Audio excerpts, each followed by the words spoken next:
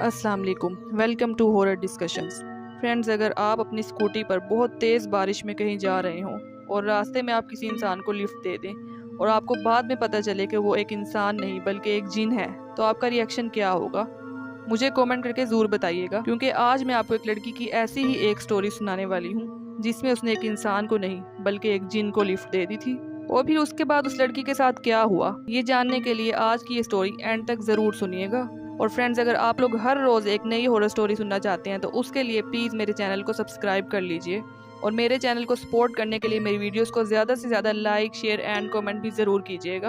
और अगर आप भी अपनी कोई स्टोरी हमारे साथ शेयर करना चाहते हैं तो आप इस ईमेल पर अपनी स्टोरी ज़रूर शेयर कर सकते हैं। ये कहानी है नीलम की। नीलम एक मेडिकल की स्टूडेंट थी और बहुत ही जल्द डॉक्टर बनने वाली थी। उन दिनों में नीलम के फाइनल सेमेस्टर के एग्जाम्स चल रहे थे और नीलम अपनी स्कूटी पर अकेले ही एग्जाम्स देने जाया करती थी। जिस जगह नीलम का एग्जाम सेंटर बना था वो उसके घर से बहुत ज्यादा दूर थी और उस रास्ते में एक बहुत ही सुनसान जगह भी आती थी जहाँ से गुजरकर नीलम आगे जाती थी। एक दिन जब नीलम एग्जाम देने के लिए जा रही थी तो रास्ते में बहुत ही तेज बारिश शुरू हो गई। नीलम ने स्कूटी की स्पीड तेज की और बहुत जल्दी से अपने सेंटर की तरफ चलने लगी। जब वो सुनसान रास्ते से गुजर रही थी तो उसने वहां पर देखा कि एक लड़का रास्ते में खड़ा हुआ बारिश में भीग रहा है। उस लड़के ने नीलम को रुकने का इशारा किया। नीलम समझ गई कि इस लड़के को लिफ्ट चाहिए। वो लड़का दिखने में कोई स्टूडेंट लग रहा था, तो नीलम ने सोचा आजकल एग्जाम्स चल रहे हैं तो हो सकता है इस बेचारे लड़के का भी एग्जाम हो और ये यहाँ बारिश में फंस गया है, तो मैं इसे भी लिफ्ट देकर अपने साथ ले जाती हूँ। नीलम ने उस लड़के के पास स्कूटी रोकी और उस लड़के को अपनी बाइक पर बैठने के लिए कहा। उस लड़के ने नीलम को थैंक यू बोला और स्कूटी पर बैठ गया। रास्ते में नीलम ने उस लड़के से पूछा, तुम क्या पढ़ रहे हो? लेकिन उस लड़के ने कोई जवाब नहीं दिया। नीलम ने फिर ऊंची से उस लड़के से पूछा, तुम क्या पढ़ रहे हो? तो उस लड़के ने कहा कि मैं BS कर रहा हूँ। फिर नीलम ने उसे पूछा, तुम्हारा कौन सा सेमेस्टर चल रहा है? उस लड़के ने कोई जवाब नहीं दिया। नीलम ने दोबारा उसे यही सवाल पूछा और फिर उस लड़के ने कोई जवाब नहीं दिया। नीलम ने अपनी स्कूटी का साइड मिरर साफ किया क्योंकि वो बारिश की वजह से बिल्कुल भीग चुका था और उसने पीछे देखा और वो हैरान रह गई कि वो लड़का जो उसके पीछे बैठा था वो पीछे नहीं था, वो लड़का वहाँ से गायब था। नीलम एकदम चौंक गई कि वो लड़का अभी तो बाइक पर बैठा था, वो कहाँ गया। उसे लगा हो सकता है कहीं वो लड़का पीछे गिर गया हो, तो उसने अपनी बाइक को वापस घुमाया और जिस रास्ते से वो आई थी वो वापस उस रास्ते पे गई ताकि वो देख सके कहीं वो लड़का वहाँ गिर तो नहीं गया।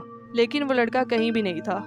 अब नीलम एक अजीब सी परेशानी में आगे अपने सेंटर की तरफ बढ़ने लगी और नीलम ने कुछ ऐसा देखा जिसे देखने के बाद उसके होश उड़ गए। नीलम ने देखा कि पीछे से एक और बाइक आ रही है और उस बाइक के पीछे वही लड़का बैठा हुआ है। अब ये सब देखकर नीलम हैरान रह गई और उसे कुछ समझ नहीं आ रहा था कि उसके साथ अभी भी क्या हुआ है। और फिर अचानक से नीलम बेहोश हो गई। जब नीलम को होश आया तो उसने देखा कि उसके आसपास बहुत सारे लोग जमा हैं।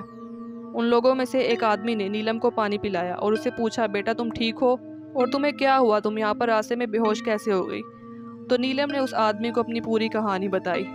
उस आदमी ने जब नीलम की ये बात सुनी तो उसके चेहरे के होश उड़ गए और उसने नीलम को बताया कि इस रोड पर अक्सर लोगों को वो लड़का खड़ा हुआ दिखाई देता है जो उनसे लिफ्ट मांगता है और जो लोग उनको लिफ्ट दे देते हैं वो तो सब ठीक रहते हैं, लेकिन अगर कोई इसको लिफ्ट देने से इनकार कर दे तो कुछ दिनों के बाद उस इंसान की मौत हो जाती है।